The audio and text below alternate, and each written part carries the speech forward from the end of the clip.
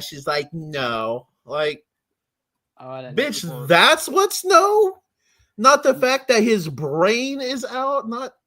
He literally has open wounds all over his body. Right. You didn't like the mustache, even though to me I was like, wait a minute, is this Bill Skarsgård or Oscar Isaac? Bro, I was like, is this Magnum PI? Yeah, exactly. Nosferatu stash. Hey, sir. See, that'd be hysterical if it became like a trend. You know. Go ahead with that voice again. God. How did he start off? Welcome to the Cine-Men podcast. We are here tonight to welcome you to Nosferatu.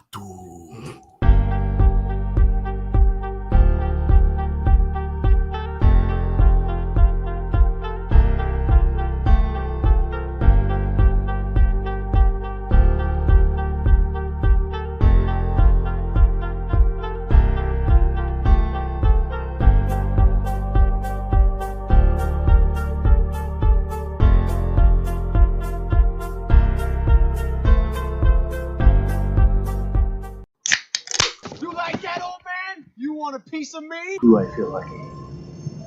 Well, do you, punk? Good morning, Vietnam! I love the smell of napalm in the morning. You're gonna need a bigger boat. I feel the need for speed. I wish I knew how to quit you. Love means never having to say you're sorry. You do? You'll shoot your eye out, kid. What up, moviegoers? Happy Monday. Welcome to episode 329. Welcome to a new episode of the Cine-Men Movie Podcast. I'm one of your hosts, Juan, and I'm joined by the cast, the crew, the fellas. What's up? How you doing, folks? Satch. Sashri. I'm doing pretty well. How about you guys? Good, knowing that it's the last episode of 2024. Oh my gosh. And we're here talking about Nosferatu. By the way, that might be the best entrance we've ever had. I'm not gonna lie. Yeah. It's been a few weeks, so everybody joining us, thank you. Hope everybody had a good Christmas and everybody had a good few weeks off. I know we did. We took some time off. And hopefully you have any good holidays that you celebrate, no matter what it is. That's just what we celebrate. So, that's part of our thing. But any holiday that you celebrate, we hope it was a good one at least. A good one. Yes. Whichever celebration you partake in. We don't judge here at the Cine-Men Movie Podcast. We welcome. I mean, we've got a State fan, we've got a Sooners fan, and we've got a what is that again? We bid thee welcome. And it's Texas fan, Say whatever you want to. It's January almost, and we're still playing football while everybody else is at home. So, hey, 1 point's 1 point, But yeah, two more games to go, and then we're in the big dance. Wait a minute, we're not talking about this Nosferatu? I thought we were talking about the SpongeBob Nosferatu. I just watched that episode. Anyway, I thought we were talking about Shadow of the Vampire. Oh, nice. Where Willem Dafoe plays Orlok. Yeah. We're running into something, that's for sure. But anyway, guys, we are here for a brand new episode. If you guys did not join us 2 weeks ago, our latest episode was all about Home Alone. It was our holiday episode. Go back and check out that movie. It's on Disney Plus. It's on Hulu, and it's Home Alone. If you haven't seen it, go. I don't know what you're doing here. It's been out for a long time, man. Probably the wrong podcast for you. That's for sure. But Ed, how do they find the links to all of our episodes, past episodes, and our social media? Man, it's too easy. All you got to do is go to facebook.com/the Cine-Men Movie Podcast. That is TheCinemenMoviepodcast. Instagram is all at the Cine-Men Movie Podcast as well. X is at Cinemen405. That email is at cinemen921@gmail.com. email us, talk to us, let us know what's up, let us know what's on your mind. Let's get straight into it. Let's talk about Nosferatu. Currently on IMDb, it stands at an 86%, or an 7.8. Rotten Tomatoes is 86%. The Metascore is 78%. The Letterboxd is a 3.9 out of 5. With a $50 million budget so far, this opening weekend has grossed $43.9 million at the box office, with a December 25th, 2024 release date. Starring Lily Rose Depp, Nicholas Hoult, Bill Skarsgård, Aaron Taylor Johnson, Willem Dafoe, Ralph Fiennes. Written for the screenplay by Robert Eggers. A gothic tale of obsession between a haunted young woman and the terrifying vampire who is infatuated with her, causing to unleash horror upon its awake. Guys, we are going into spoiler heavy territory, but you know what? It's a tale that's as old as time. Yeah, it's over 100 years old, and that's what we're going to get into. We're talking about Nosferatu. So if you haven't seen it or any kind of its adaptation, go check it out. It's currently in theaters. I seen it today, early this morning. So yeah, let's talk about it. We're 6 minutes into the episode, so pause, go check it out, stream it, illegalize it, do whatever you got to do. Just go watch it. You know. So, has anybody here between us three seen the 1922 version? Yes. Well, Johnny owns it right behind him, so I'm assuming so. Hey, yeah, you never I've know. seen He's got a lot. So he does. He has a lot of movies that he's not even seen, so that is true. But yeah, I wanted to start that conversation off of let's talk about the original before we talk about the new one. Yeah, but you know, even going into that, whether it's the original, whether it's the 1930s one, it's the same tale. It's the same story. It's the story of Dracula. And you know, didn't Nicholas Hoult play? Wasn't Nicholas Hoult in a Dracula movie like last year? Redfield. Yeah. Yeah. Did he play the same, almost the same exact character? No, he played no. He played the little simp boy for Dracula. He didn't play the husband of the dude he was trying to rizz up. Yeah, that's true. That's true. Well, anyway, in some but in some crazy adaptation of the story, it's always the guy who's getting Dracula to sign the real estate clause. Technically, you know, yeah, Dracula's in the real estate business. He wants to move to Germany. Therefore, so I've heard the sausages are great this time of year. The Wiener Schnitzel. Yes. So as well as the Spätzle. And I think this movie is going to be very divided amongst fans in general. I've already seen it. I've already read some of it. I whether who you talk to, this movie is decent or this movie is really good or really bad. I don't think there's a lot of people that are just really strung up upon this movie.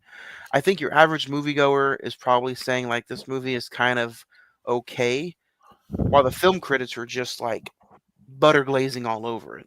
So we'll see what our opinions here, whether they matter or not. I mean, hell, you know, sometimes 8,000 people a week listen to us and download us. On the other hand, no, I'm sorry, that's right. 8,000 people a week. Where's your enthusiasm, Johnny? Our opinions do matter. We're the only ones that matter. He said it, not me.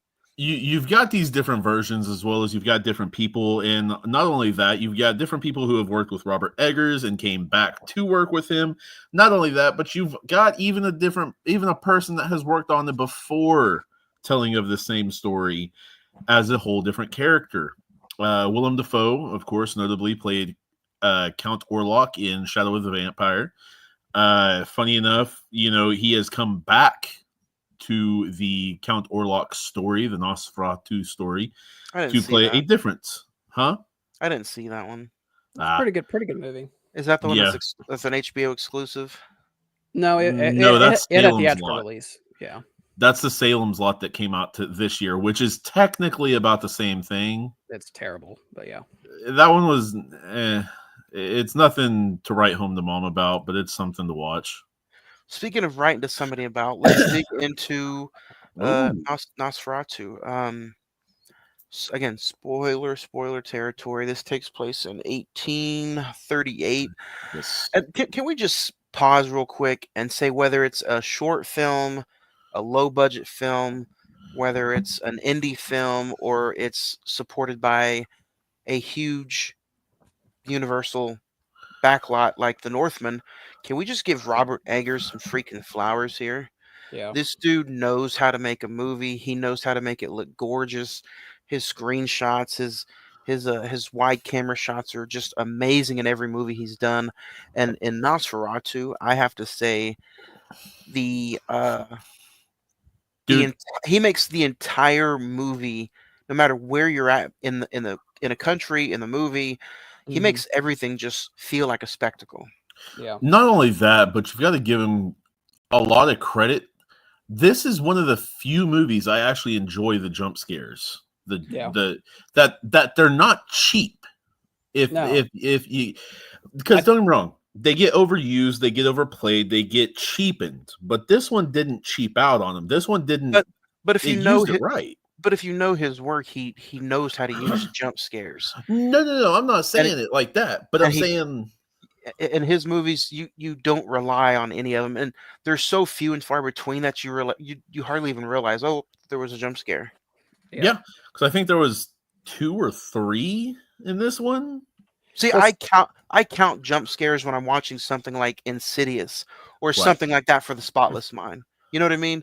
Yeah. But if it's something like Nosferatu, or if it's something that a Robert Eggers or a Ari Aster put out, like their story is so embedded into the characters and the development of the scenery, you don't look for jump scares in these kind of movies. Well, I think some of it is just the cinematography. I think the cinematography works so well in this that, like you said, Ed, the jump scares are earned. Like, especially with the first time we meet Nosferatu and Tom in the castle setting, that was one of the best well shot scenes I've seen this year. So, talking about that, I know this is a little different, but it reminds me of that because whenever you first go in to meet Count Orlok, when you first get to see a full body view of Count Orlok, you don't. You first see his shadows and the tricks of the light. Well, that's what I really appreciated. Eggers did the Spielberg effect where he really saved the monster for like a really big sequence.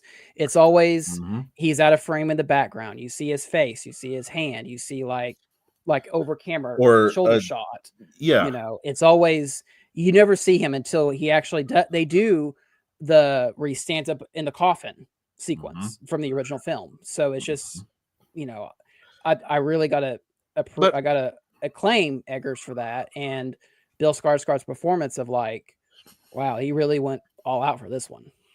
Well, not only I like how you say monster, because how just a few weeks ago we talked about Christopher Nolan humanizing everything he does.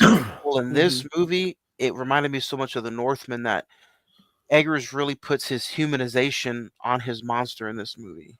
Yeah, I think Eggers, I watched an interview with him like a week or two before the movie came out, and he said his main goal with this is he wanted to take it back to a movie monster. He didn't want it to be like romantic. He didn't want it to be sexual. He wanted to be not sexual, but he did not want to be a sexy vampire. He wanted to be like a gruesome thing. So I was about to say there is sex in this, but I'm talking about as a monster.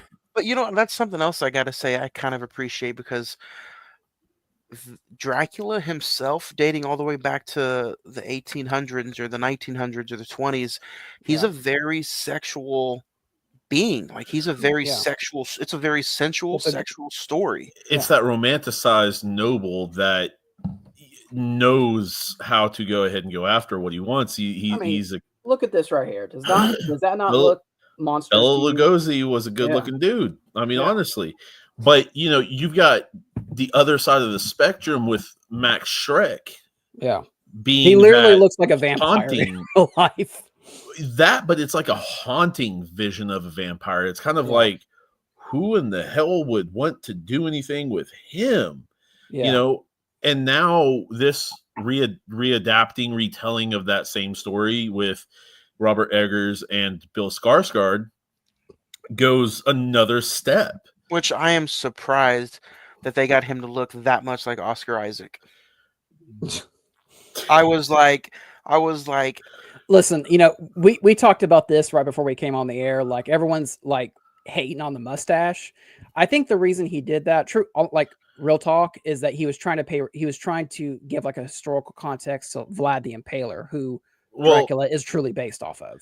That, yes, but at the same time, he wanted to go ahead and give a Romanian / Transylvanian nobleman in the medieval time period. He was and make also, it, if Nosferatu is trying to bust some Mario coins out of somebody, you got to kind of have the Mario stash. You know what I mean? Like, but at the same time, that's the last time you can compare Mario to Mario Nosferatu in the same sentence. But at the same time with that, he wears the big bear furs. He wears the cap of fur. He wears, all these brilliantly old and tattered robes and all that. He looked like a goth version of Freddie Mercury. Like he had the fur, he had the mustache, he had that voice. Like I'm waiting to see how far you're going to take this. I mean, he even had some of the spots on him. Technically. If you want to cut that out, that'd be fine. Right? With that, I think it's a brilliant idea once you see Count Orlok for the first time, truthfully, in the light, to have him almost zombie-like. Mm-hmm. Because this guy, let's say he's from 14 something. That would make him around 400 years old at this time. And that right there, you wonder, like, you've got Eric Northman, you've got Edward Cullen, you've got Dracula, you've got the pretty boys and all that, kind of like what you said with Robert Eggers and how he didn't want to go that route with the romanticized or sexualized vampire. It's almost like this could potentially be real because, yes, able to heal and stuff like that and able to do a lot of different things, but at the same time, how would the skin hold up after 200, 300, 400 years? How would the tissues evolve or devolve or disintegrate, or and I'm not trying to bring science into it. Like, this is about a vampire. Like, if you're trying to bring science into this damn like movie, Twister episode now. But Twister's real. Vampires are not. Technically, in 1847, this movie does a very good job in trying to make it real, but at the same time trying to stray away from what they did early. You see, like, to me, I thought they did a very good job of paying respect to the 1922 version, but also doing their own thing. Robert Eggers wanted to put his own spin on the story, but also saying, hey, I wanted to pay respect to Max Schreck and F.W. Murnau and their version. And I think they did a very, very good job of it. It was a good balance between the two. Oh, no, for sure. And I mean, okay, so let's get the hate out of the way. You brought it up earlier. Who? Mustache. A lot of people are hung up on just the mustache. There's also there's a lot of people hating right now on this movie as far as not just the mustache or the way he looks or the way he sounds. But, I mean, what did you guys think of... Oh, go ahead. Well, I was going to say, like, that was my only nitpick. I think I'm starting to get at the age where I feel like movies could be like an hour and a half and we'll be good. Like, I think we could have shaved off like maybe 10, 15 minutes off of this, but I was really sitting there thinking what I could take out, and I really couldn't take out anything, truthfully. But other than that, like, I'm going to give this movie a very good grade. So if I could take anything out, to me, it would be the necrophilia. I mean, no, that is a part of the plot and the whole story, though. It is a bit much, but what scene are you talking about? The scene very where end. after Aaron Taylor Johnson's family dies and he goes into the crypt and we cut away right before he's about to do whatever. Oh, yeah. Okay, see that They hint at it, but they don't show it, which I I'm mean, appreciative of. that could have been yeah, that could have been taken out, including him wheezing over his kids. But I do like the death scene of the two kids because I think Oh at yeah. that point, it was necessary to see him do something that evil. that Yeah. was fucking brutal. Well, But I think I agree with you. I think it really has to show like this is a true monster, and he's going to do anything to get to Ellen. Dude, because whenever he let go of that one on the right and blood just glopped off of him, I was just like, holy shit, this is not. I think Oh, honestly, this is a 2-hour and 17-minute movie. Taking away the credits, it's only like 2 hours and 12 9 minutes, really. Yeah. So I don't think there's really anything that could be taken out. Everything was, and that's the thing. People don't realize about Robert Eggers. He's so detailed in his work from the opening scene until the very ending. I know a lot of people are complaining about the ending too. He's very detailed. Nothing that's in there is a waste. no, I don't think anything in there is a waste. This is one of those movies that the timestamp goes by. You get more than just a horror movie in this. You get a drama, romance, a thriller, a horror. You get so much packed. Like there's a little bit of actually possession movie. Possession. There's a little bit of like dark comedy to it if you're like in certain sequences. But I'm curious, like other than the mustache, like we talked about it, but what else are people like complaining about this movie? Is it just like length? Is it because there's a gothic sense to it? I've heard complaints of, oh, this isn't that original. It's an adapt. Yes, because it's a remake of Dracula. That's what Bram it is. Stoker's Dracula came out before anything else did. And this was a Nosferatu that he's got up there on the shelf is technically in the legal making a copyright back in 1920, 1921 when they originally tried to. Then they slipped it in there during 1922. Then it was taken off and like Bram Stoker's widow sued. It almost destroyed every physical copy of the film. Literally. With the exception of a few. And is that why this thing is like $50 right now? More than likely. Yeah. Because don't get me wrong, they almost burned that movie out of existence. Yep. Well, they should have, because it's honestly kind of god awful. But at the time, that was a very scary film, just because, yes, that silent movies and all that stuff was different. But with that, Max Schreck did not look normal in that, dude. I mean, Count Orlok, you've got Bela Lugosi, who looks like a regular human, slick back hair, and a bit of an odd dressing, and then he acts weird as hell and drinks blood, and it's like, that's creepy as hell. This dude has 12-inch long fingers with god-awful nails, a very clean bald head, elf-looking ears, extremely pale skin, and open sores and wounds all over his body.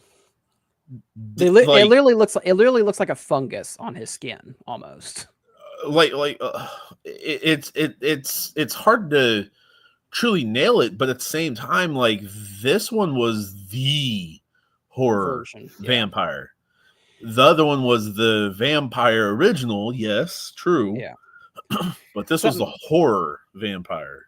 One of my biggest compliments I really want to give during this review is we talked about Bill Skarsgård. I think he knocks it out of the park as Count Orlok, but I really want to give credit to Lily Rose Depp and Nicholas Hoult. I thought those two were, with the exception of him, those were the two outstanding performances.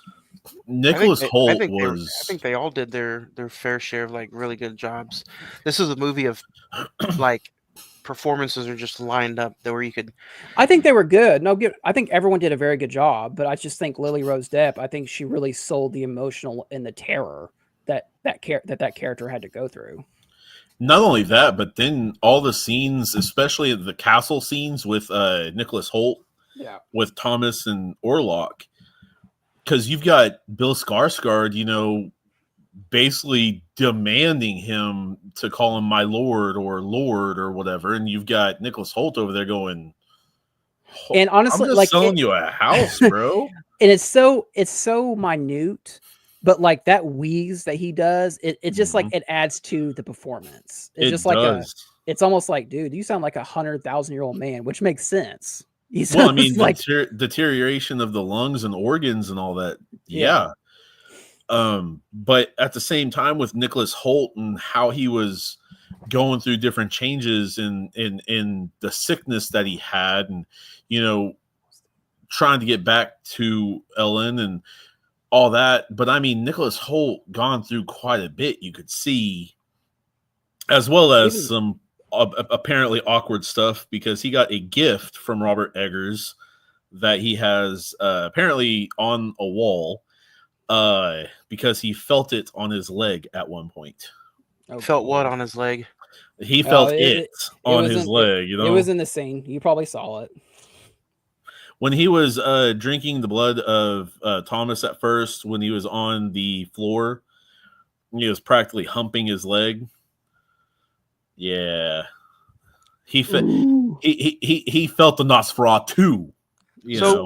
Let's bring that up, because there's another like complaint online about like people just don't see where it needs to be over sexuated in this movie.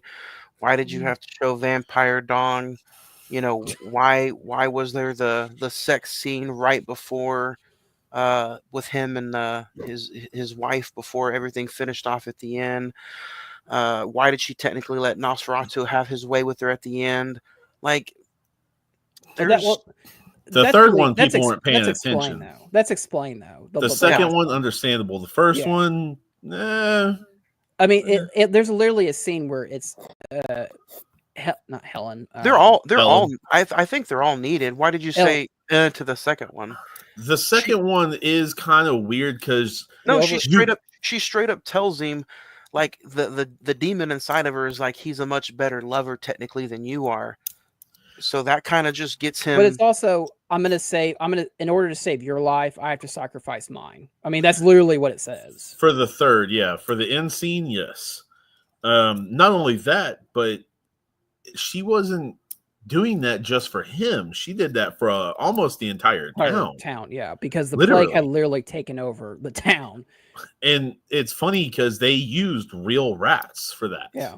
There was like all trained 500 trained real Hollywood rats. Yeah. There's like a whole bonus feature about it online. But like at the beginning, like the literally first scene of the movie is her making the prayer of someone to love her, and Nosferatu catches it. And that sets off the entire movie almost. And she basically screws up because she doesn't say like Holy Spirit or God or Jesus or something like that. She goes straight up and is like, anybody, whoever hears this call, please come to me. And it's just like, dude, you know what you shut up, bro? Yeah. Like, are you serious? Like, I understand being lonely, but you a pretty girl back then. Like, if you really wanted some, like, just offer yourself to like one of the 10 strangers on the streets. And you got with Nicholas Hoult, who's a good-looking guy. Like, what's the problem? Bam, good, tall, skinny, lean, and all that. But here's the thing: I get kind of like why people are upset with the over-sexualized nature of this. I get it to a point. At some point, like I'm half and half, honestly. Like, I get it, but at the same time, it's like, I don't know. It's kind of needed in order for to tell the story. Exactly. And that's the thing, because this is essentially, and this is kind of messed up, call it what you want, but essentially this is a movie about a booty call. Yeah, am I wrong? You're right. I mean, to a certain extent, you're right. Okay, but dude wants one guy's wife and all that good stuff. It is. Dude wants a guy's wife, or wants a girl. Girl wants guy. Right. Okay, guy hears call from girl. What's up? She's like, not much. Skips forwards a few years. He's still like, hey, what's up? And she's like, I'm married. He's like, the fuck? We'll see. I don't care. We'll see about that. Yeah. Homeboy gonna sign him over for a little bit of gold. What's up, girl? And think you literally just did the Robot Chicken version of this movie. Like, I'm not even but joking. because don't get me wrong, Nicholas Hoult or Thomas was highly suspicious of him from the get-go because he was scared. Dude, I wouldn't have gone into that castle, bro. Oh, There absolutely ain't not. no, I don't give a damn how much he paying. He could have filled my house with gold. And I'm I not doing it. still am not that you will no, you will sign this paperwork for old boy's house and Ed- yo ass will go alone. Ed, they didn't have email back then. If they had email back then, this movie would only be like 10 minutes long. I swear. But literally, he goes and all that, and he's like, so what does this all say? Oh, it's just in the language of my forefathers. I like how they explain that. It's just like, oh, it's my own language. Don't worry about it. Don't worry about the right, like technicality. sign in the box, bro. That's all you got to do. I signed below it. We're good. Here, matter of fact, here's your goal, dog. Here's the goal. And then Thomas is just like, I don't know. Cool, bro. There's your home. I'm gonna take my gold. Something else I kind of appreciated. They did it one scene, which I want to talk about that in a minute. They didn't do the traditional bite. Like it was almost like a chest bite. It wasn't like a neck bite. I thought that was body kind of like, bite of some kind. Yeah, it was like a cool, like, I want to do something different. So here's how we'll do it. With that, I gotta agree, but go further. Not only that, but the gulping, not the drinking, not the sipping. Okay, but the gulping. He would. I was like, in our theater, there was like an audible like, ugh. Dude, no, seriously, mine too, because they were like, what? Because there's only 3 people in mine. Dude, I think there was maybe 3 seats left in mine. Oh, dude. Nice. I went Christmas Day. I went Christmas Day. It was completely sold out. Like every showing like that day was sold out. I went Friday to the Moore, Warren. Mm-hmm. And I mean it was theater 16 or theater 6. It wasn't one of the big ones, but was it a screening room? Yes. Yeah. Yep. But no, it was pretty much, if not sold out. I mean, this movie did really well. It came in number 3rd this weekend. So I think I called it, didn't I? I thought it would be in the top 5 at least. Yeah. Yeah. So I'm proud of almost myself. making its money back in the first weekend, which is very impressive for this to be like I'm not going to say independent film, but like not like a widely accessible film. Like kids are not going to go see this. Well, no, I wouldn't take anybody under like at least 16 to see this. At least. No. I think there was like maybe a 12-year-old in my showing. Of course, I had an 8-year-old when I seen Deadpool the first time. I think this will be one of those movies that's highly widely talked about, but I think it'll be one of those that probably gains some traction once it maybe hits like streamings and stuff. I think it's already one of those movies that's trending, but I don't think it's going to be a hit until maybe a few months down the line. I do kind of want to get into maybe some favorite scenes before we get out of here. Because I will say, I think this is literally the top trending movie at the moment. Because on my TikTok, that's all I see. And it also doesn't help that they're leading into this movie with goth-led horror movie. But at the same time, you don't see, and he's such a fucking smart dude. You don't fucking see the damn monster until the movie. You see a hint. I think that's like I said. That was a very brilliant, that was very thoughtful. Like let's not give the monster the first scene. Let's hide it. No, let's ease up. Let's not give them all. Probably my favorite scene will be one of the ones where his hand cast a shadow over the town. Oh, dude, yeah, that was good. That was good.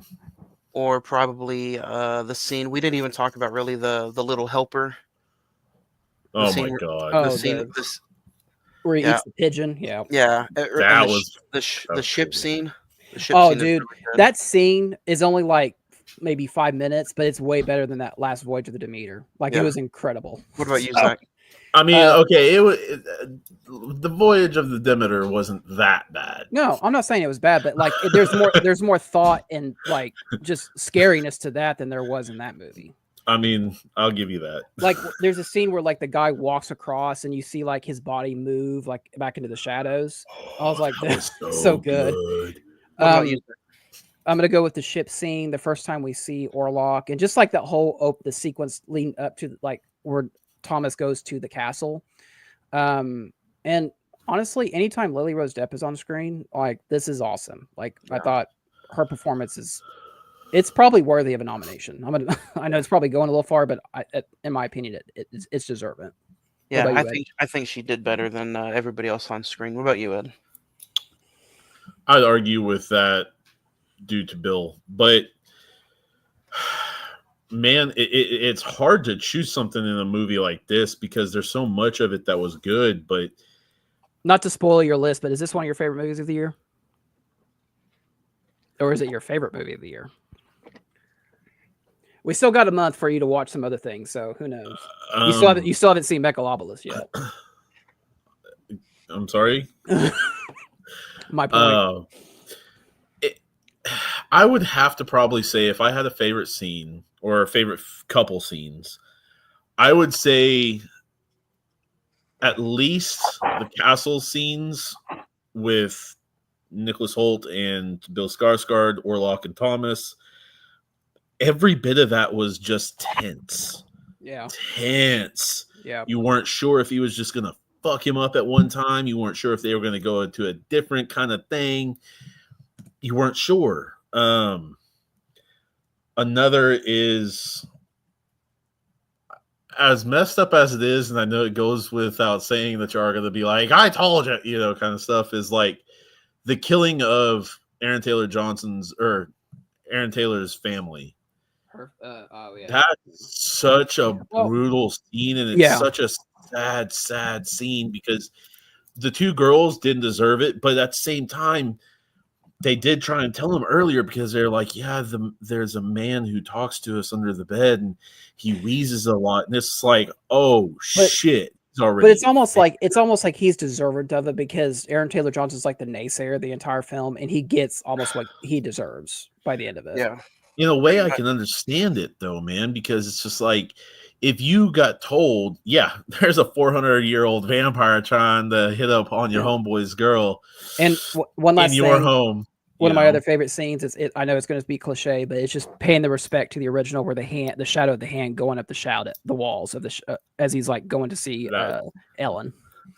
But yeah, dude, there's so much in this film that's so good. You know, when he first comes up, the journey to the castle, the journey away from the castle, the castle itself. Ed, star rating? Oh man, 5. Oh, it's an easy 5 for me. I'm Robert Eggers has My Flowers as well as Bill Skarsgård, and Bill Skarsgård is quickly becoming my favorite actor. Don't watch The Crow then. I can appreciate things, good or bad. I mean, I still like the Robert Eggers' next film is a new look on Labyrinth. I heard. Yeah, I heard that. So yeah. I mean, I still like there'll be Will dark Smith after sexual Wild lights. Wild West. Yeah. So I think this movie is rightfully so. I'm going to go one step below. I'm going to give it a 4.5. I think it's a very, very good film. I don't even think you have to say, oh, this is one of the best horror films amongst horror genre. It's just one of the best films of the year. It's led with an all-star cast of performances, the score. It's a good flick, man. Go check it out. It's worth seeing it on the big screen. Zach? Yeah, everything you guys said and more. Performances, Lily Rose Depp, Nicholas Hoult, Bill Skarsgård, even William Dafoe, who, he's always doing William Dafoe things. The cinematography, the score, the pay respect to 1922. I thought it was just, when I walked out, I was like, yeah, that might be top 5 movies for me. It's definitely in my top 10. I'm going to give it a 5. Yeah, I totally agree with you guys. It's one of the best movies of the year. Real quick, where do you rank it in the Eggers filmography between this, The Witch, Lighthouse, and The Northman? The Witch, Lighthouse, The Witch, this movie, The Lighthouse, The Northman.